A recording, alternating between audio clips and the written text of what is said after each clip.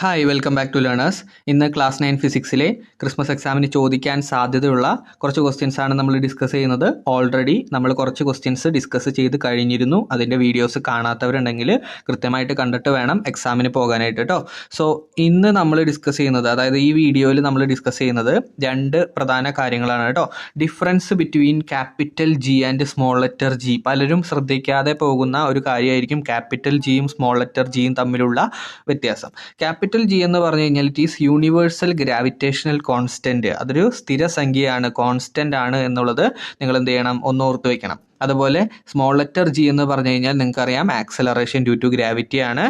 ഇനി capital G എന്ന് പറഞ്ഞു കഴിഞ്ഞാൽ it is A constant everywhere in the universe. അപ്പോൾ അത് നോട്ട് ചെയ്ത് വെക്കണം എന്നുള്ളവരുണ്ടെങ്കിൽ കൃത്യമായിട്ട് നോട്ട് ചെയ്ത് വെക്കുക കേട്ടോ. ഈ ഒരു വീഡിയോ പോസ് ചെയ്തതിന് ശേഷം നിങ്ങൾക്ക് എന്ത് ചെയ്യാം, കൃത്യമായിട്ട് നോട്ട് ചെയ്ത് വെക്കാൻ വേണ്ടി പറ്റുന്നതാണ്. Okay, so small letter G എന്ന് പറഞ്ഞു കഴിഞ്ഞാൽ പ്ലാനറ്റ് ടു പ്ലാനറ്റ് വേരി ചെയ്യും, അതായത് വ്യത്യാസപ്പെട്ടിരിക്കും അല്ലേ. എർത്തിലുള്ള ജി ആയിരിക്കില്ല മൂണിലുള്ള ജി അല്ലേ. പ്ലാനറ്റ് ടു പ്ലാനറ്റ്, അതുപോലെ സാറ്റലൈറ്റ് ടു സാറ്റലൈറ്റ് ഒക്കെ എന്ത് ചെയ്യാം, ഈ ജി വ്യത്യാസപ്പെട്ടിരിക്കാം അല്ലേ. അതുപോലെ നിങ്ങൾ എന്ത് ചെയ്തിട്ടുണ്ട്, പഠിച്ചിട്ടുണ്ട്, പോൾസിലാണ് മാക്സിമം ജി കാണപ്പെടുന്നത് അല്ലേ. മാക്സിമം ജി ഉള്ളത് പോൾസിലാണ്, മിനിമം ജി ഉള്ളത് എവിടെയാണ്, ഇക്വേറ്റർ റീജിയനിലാണ് കേട്ടോ. ആ ക്വസ്റ്റ്യൻ നമ്മൾ ഓൾറെഡി പഠിപ്പിച്ച് കഴിഞ്ഞിട്ടുണ്ട്. സോ അതെല്ലാവരും കൃത്യമായിട്ട് പഠിച്ചിട്ടുണ്ടെന്ന് വിചാരിക്കുന്നു കേട്ടോ. യെസ്, ഇനി ക്യാപിറ്റൽ ജിയുടെ വാല്യൂ നിങ്ങൾക്കറിയാം 6.67 ഇൻറ്റു 10⁻⁻11. ഇതൊരു പ്രീവിയസ് ഇയർ ക്വസ്റ്റ്യൻ ആണ്, നിങ്ങൾ നോട്ട് ചെയ്ത് വെച്ചോ. 1 മാർക്കിനാണ് നിങ്ങൾക്ക് ജി വെച്ചിട്ട് ചോദിക്കുന്നതെന്നുണ്ടെങ്കിൽ നിങ്ങൾക്ക് 1 മാർക്കിന് ചോദിക്കാൻ പോകുന്നത് ക്യാപിറ്റൽ ജിയുടെ എന്തായിരിക്കും, യെസ് വാല്യൂ ആയിരിക്കും കേട്ടോ. അപ്പോൾ capital G equal to 6.67 into 10⁻⁻11 എന്ന് ഓർത്ത് വയ്ക്കുക. Small letter G acceleration due to gravity എന്ന് പറഞ്ഞു കഴിഞ്ഞാൽ 9.8 മീറ്റർ/സെക്കൻഡ് ആണ്. അതിൻ്റെ യൂണിറ്റ് വരുന്നത് മീറ്റർ/സെക്കൻഡ്. അതുപോലെ ക്യാപിറ്റൽ ജിയുടെ യൂണിറ്റ് Nm²/kg². ഇതൊക്കെ നമ്മൾ തിയറി ക്ലാസ്സിനകത്ത് പറഞ്ഞതാണ്. നമുക്ക് ഇനി അടുത്തത് നോക്കാനുള്ളത് കൃത്യമായിട്ട് നിങ്ങൾ പഠിച്ചോണേ. കാരണം ക്യാപിറ്റൽ ജിയും സ്മോൾ ലെറ്റർ ജിയും നിങ്ങൾ ആ ഒരു ഡിഫറൻസ് കൃത്യമായിട്ട് അറിഞ്ഞിരിക്കണം. ഓക്കെ, സോ ഇനി അടുത്തത് നമ്മൾ കടക്കുന്നത് മാസും വെയിറ്റും തമ്മിലുള്ള ഒരു ഡിഫറൻസിലേക്കാണ് കേട്ടോ. ഒരു പ്രീവിയസ് ഇയർ ക്വസ്റ്റ്യൻ നമുക്ക് ഡിസ്കസ് ചെയ്യാനുണ്ട്. ഓൾറെഡി നമുക്കൊരു ചെറുതായിട്ടൊന്ന് തിയറി പറഞ്ഞു പോവാം. ഓക്കെ, തിയറിക്കകത്ത് എന്താണ് പറയുന്നത്, yes mass is a scalar quantity, wait is A vector quantity. Mass എന്ന് പറയുന്ന ഒരു സ്കെയിലാർ ക്വാണ്ടിറ്റി ആണ്, വെയിറ്റ് എന്ന് പറയുന്നത് ഒരു വെക്റ്റർ ക്വാണ്ടിറ്റി ആണ്. മാസ് റിമെയിൻസ് സെയിം എവരിവർ, എല്ലായിടത്തും മാസ് ഒരുപോലെ നിലനിൽക്കും. അതായത് മാസ് എന്ന് പറയുന്നത് എല്ലാ സ്ഥലത്തും എന്തായിരിക്കും, യെസ് കോൺസ്റ്റന്റ് ആയിരിക്കും എന്നുള്ളത് നിങ്ങൾ ഓർത്ത് വയ്ക്കുക കേട്ടോ. കോൺസ്റ്റന്റ് ആയിരിക്കും. പക്ഷേ weight changes from place to place, സ്ഥലങ്ങൾക്കനുസരിച്ചിട്ട് വെയിറ്റ് മാറും. കാരണം വെയിറ്റ് എന്ന് പറയുന്നതിൻ്റെ ഇക്വേഷൻ തന്നെ നിങ്ങൾക്കറിയാം. വെയിറ്റ് എന്ന് പറഞ്ഞു കഴിഞ്ഞാൽ m/g ആണ് അല്ലേ, mass into acceleration due to gravity ആണ്. അപ്പോൾ ജി മാറുന്നതിനനുസരിച്ചിട്ട് വെയിറ്റും മാറും. അപ്പോൾ അതുകൊണ്ട് പ്ലേസ് ടു പ്ലേസിൽ എന്ത് സംഭവിക്കും, വെയിറ്റ് ചേഞ്ച് ചെയ്യും. അപ്പോൾ മാസ് ചേഞ്ച് ചെയ്യില്ല, പകരം വെയിറ്റ് സ്ഥലത്തിനനുസരിച്ച് മാറുന്നതായിരിക്കും. ഓക്കെ, അതുപോലെ mass is measured using traditional balance, അതുപോലെ തന്നെ കോമൺ ബാലൻസ് എന്നാണ് നിങ്ങളുടെ ടെക്സ്റ്റ് ബുക്കിൽ കൊടുത്തിരിക്കുന്നത്. മാസ് മെഷർ ചെയ്യുന്നത് കോമൺ ബാലൻസ് ഉപയോഗിച്ചിട്ടാണെന്നുള്ളത് എന്ത് ചെയ്യണം, നിങ്ങൾ കൃത്യമായിട്ട് നോട്ട് ചെയ്ത് വെക്കണം. അതുപോലെ weight is measured using spring balance, weight measure ചെയ്യുന്നത് സ്പ്രിംഗ് ബാലൻസ് ഉപയോഗിച്ചിട്ടാണ് കേട്ടോ. അതുപോലെ തന്നെ മാസിൻ്റെ യൂണിറ്റ് കിലോഗ്രാം അല്ലെങ്കിൽ ഗ്രാം. ബേസിക്കലി നമ്മൾ കിലോഗ്രാം ആണ് യൂസ് ചെയ്യാറുള്ളത്. സോ കിലോഗ്രാം എന്നുള്ളത് എന്ത് ചെയ്യണം, പഠിച്ചു വെക്കണം. ഇനി വെയിറ്റിൻ്റെ യൂണിറ്റ് ന്യൂട്ടൺ അല്ലെങ്കിൽ ചില സമയങ്ങളിൽ കിലോഗ്രാം വെയിറ്റ് എന്നും നൽകാറുണ്ട് കേട്ടോ, കിലോഗ്രാം വെയിറ്റ് എന്നും. അപ്പോൾ ഓപ്ഷൻസിൽ അല്ലെങ്കിൽ നിങ്ങൾക്ക് മാർക്ക് ചെയ്യേണ്ട ചോദ്യത്തിൽ കിലോഗ്രാം വെയിറ്റ് തന്നു കഴിഞ്ഞാലും അതെന്തിൻ്റെ യൂണിറ്റ് ആണെന്ന് ഓർത്ത് വയ്ക്കണം, യെസ് വെയിറ്റിൻ്റെ യൂണിറ്റ് ആണെന്നുള്ളത് ഓർത്ത് വയ്ക്കണം കേട്ടോ. ഇനി അടുത്ത് mass can never be zero, mass ഒരിക്കലും സീറോ ആവില്ല, പക്ഷേ വെയിറ്റ് എന്ത് ചെയ്യാം, സീറോ ആവാം. വെയിറ്റ് എവിടെയാണ് സീറോ ആവുക, യെസ് എർത്തിൻ്റെ സെൻറ്ററിൽ അല്ലേ, സെൻറ്റർ ഓഫ് ദ എർത്തിൽ ഒരു വസ്തുവിൻ്റെ വെയിറ്റ് സീറോ ആയിരിക്കും കേട്ടോ. എർത്തിൻ്റെ സെൻറ്ററിൽ പോയി കഴിഞ്ഞാൽ ജി സീറോ ആണ്, അതുകൊണ്ട് വെയിറ്റും സീറോ ആയിട്ട് നമുക്ക് കണക്കാക്കാൻ പറ്റും. ഓക്കെ ആണല്ലോ, യെസ്. ഇനി mass does not changed based on the location, അതും ഈ പോയിന്റുമായി ബന്ധപ്പെട്ട കാര്യമാണ്. അതുപോലെ തന്നെ weight changes based on the location, അത് നമ്മൾ ഓൾറെഡി പറഞ്ഞു കഴിഞ്ഞ കാര്യമാണ്. ഓക്കെ, സോ ഈ ഒരു ഡിഫറൻസ് എന്ത് ചെയ്യുക, കൃത്യമായിട്ട് നിങ്ങൾ നോട്ട് ചെയ്ത് വെക്കുക. അങ്ങനെയാണെങ്കിൽ നമുക്കൊരു പ്രീവിയസ് ഇയർ ക്വസ്റ്റ്യനിലേക്ക് പോവാം. ഒരു പ്രീവിയസ് ഇയർ ക്വസ്റ്റ്യൻ നിങ്ങൾക്കറിയാം, ടാബുലേറ്റ് ദ ഫോളോയിങ് സ്റ്റേറ്റ്മെന്റ് എന്നാണ് പറഞ്ഞിരിക്കുന്നത്. ഒരുപാടധികം സ്റ്റേറ്റ്മെന്റുകൾ കൊടുത്തിട്ടുണ്ട്. അതിൽ മാസ് ഏതാണ്, വെയിറ്റ് ഏതാണ് എന്നുള്ള കാര്യങ്ങളാണ് നമുക്ക് എഴുതേണ്ടതായിട്ടുള്ളത്. ക്വാണ്ടിറ്റി ക്വാണ്ടിറ്റി ഓഫ് മാറ്റർ, അതിലടങ്ങിയിരിക്കുന്ന മാറ്റർ അല്ലെ, മാറ്ററിനെ നമ്മൾ പറയുന്നത് മാസ് എന്നാണ് കേട്ടോ. എന്താണ് നമ്മൾ പറയുക? മാസ് എന്നാണ് പറയുക. അപ്പം മാസിന്റെ ഡെഫിനിഷനാണ് ദ ക്വാണ്ടിറ്റി ഓഫ് മാറ്റർ എന്നുള്ളത് നിങ്ങൾ എന്ത് ചെയ്യുക? ഓർത്തു വെക്കുക. ഓക്കെ, ഇനി അതുപോലെ kilogram weight, unit is kilogram weight, അതാരുടെയാണ്? എല്ലാവരും പറഞ്ഞു അല്ലെ, വെയിറ്റിന്റെ സ്റ്റേറ്റ്മെന്റ് ആണ് അത് അല്ലെ, വെയിറ്റിന്റെ സ്റ്റേറ്റ്മെന്റ്. ഇനി dash is a scalar quantity, നമ്മളിപ്പോൾ തന്നെ പഠിച്ചതാണല്ലോ. ഏതാണ് സ്കെയിലാർ ക്വാണ്ടിറ്റി? വേഗ ബോക്സിലേക്ക് പോയി.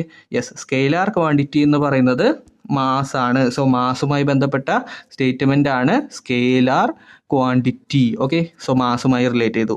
ഇനി it is the force of attraction exerted by the earth on a body, അതായത് ഒരു വസ്തുവിൽ ഭൂമി കൊടുക്കുന്ന ഫോഴ്സ് ഓഫ് അട്രാക്ഷൻ നമ്മൾ പറയുന്നത് വെയിറ്റ് എന്നാണ് കേട്ടോ. എന്താ പറയുക?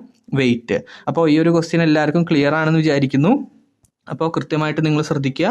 ടാബുലേറ്റ് ചെയ്യാനുള്ള ചോദ്യം ചോദിച്ചു കഴിഞ്ഞാൽ നിങ്ങൾ കൃത്യമായിട്ട് ആ ഒരു ബോക്സ് പഠിച്ചു വെച്ച് കഴിഞ്ഞാൽ സിമ്പിളായിട്ട് എന്ത് ചെയ്യാം? മാർക്ക് ചെയ്തിട്ട് നിങ്ങൾക്ക് സ്കോർ ചെയ്യാൻ വേണ്ടി പറ്റും. ഓക്കെ, ക്ലിയർ ആണല്ലോ? യെസ്.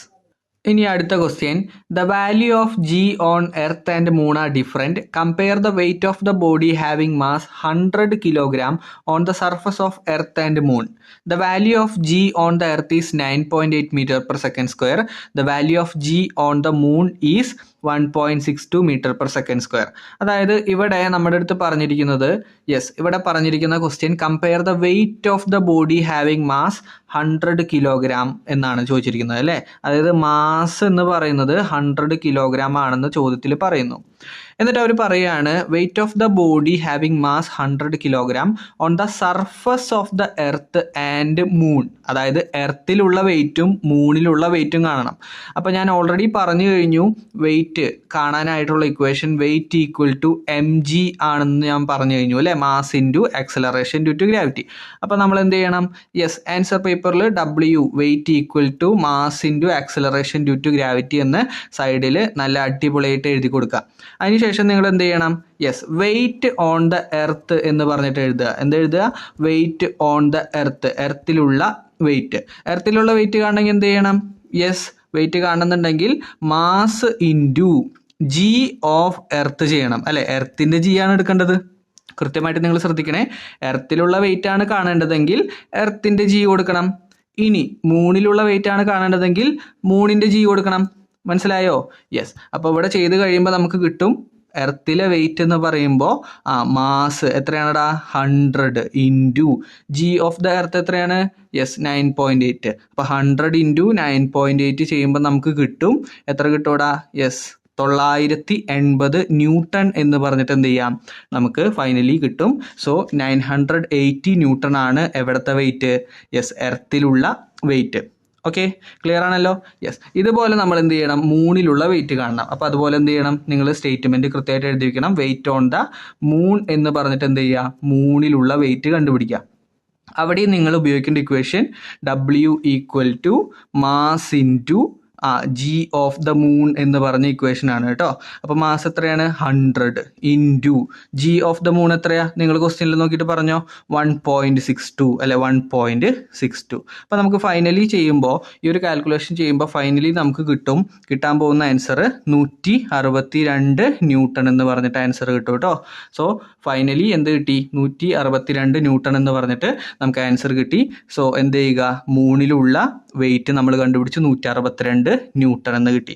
ഓക്കെ, സോ ഇവിടെ നിങ്ങൾ ശ്രദ്ധിക്കേണ്ട കാര്യം, വെയിറ്റ് കാണാനുള്ള ഇക്വേഷൻ ഉറപ്പായിട്ടും നിങ്ങൾ പഠിച്ചിരിക്കണം. വെയിറ്റ് കാണാൻ mass into acceleration due to gravity എന്നുള്ളത് പഠിച്ചു വയ്ക്കുക.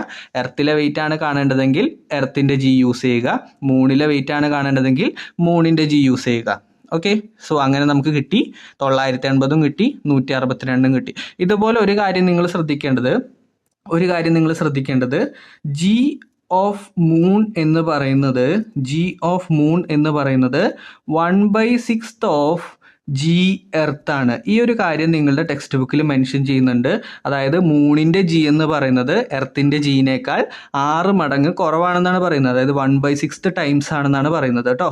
അപ്പോൾ ഈ ഒരു കാര്യം എന്ത് ചെയ്യുക? കൃത്യമായിട്ട് ഓർത്ത് വെക്കുക. ജി മൂൺ എന്ന് പറഞ്ഞു കഴിഞ്ഞാൽ എർത്തിന്റെ ജിനേക്കാൾ 6 മടങ്ങ് കുറവാണ്. അതായത് 1/6 ടൈംസ് ആണെന്നുള്ളത് എന്ത് ചെയ്യുക, ഓർത്ത് വയ്ക്കുക കേട്ടോ. സോ ഇന്നത്തെ ഈ ഒരു സെഷനിൽ നിങ്ങൾക്ക് എല്ലാവർക്കും ക്ലിയർ ആണെന്ന് വിചാരിക്കുന്നു. Capital G, small letter G, അതുപോലെ മാസ്, വെയിറ്റ്, അത് വെച്ചിട്ട് 2 ചോദ്യങ്ങൾ നമ്മൾ ഓൾറെഡി ചെയ്ത് കഴിഞ്ഞു. സോ എല്ലാവർക്കും ക്ലിയർ ആണെന്ന് വിചാരിക്കുന്നു. എക്സാമിന് അടിപൊളിയായിട്ട് പഠിക്കുക. കെമിസ്ട്രിയും ഫിസിക്സും ഒരുമിച്ചാണ്. നല്ല അടിപൊളിയായിട്ട് പഠിച്ച് പോയാൽ മാത്രമേ ഫുൾ മാർക്ക് നിങ്ങൾക്ക് സ്കോർ ചെയ്യാൻ വേണ്ടി പറ്റുള്ളൂ. സോ അടുത്ത ക്വസ്റ്റ്യൻ ആയിട്ട് നിങ്ങൾ വെയിറ്റ് ചെയ്യുക. ചാനൽ സബ്സ്ക്രൈബ് ചെയ്യുക. നിങ്ങളുടെ ഫ്രണ്ട്സിലേക്ക് പരമാവധി ഷെയർ ചെയ്ത് കൊടുക്കാനായിട്ട് ശ്രമിക്കുക. സോ നമുക്ക് മറ്റൊരു വീഡിയോയിൽ കാണാം. അതുവരേക്കും ബൈ.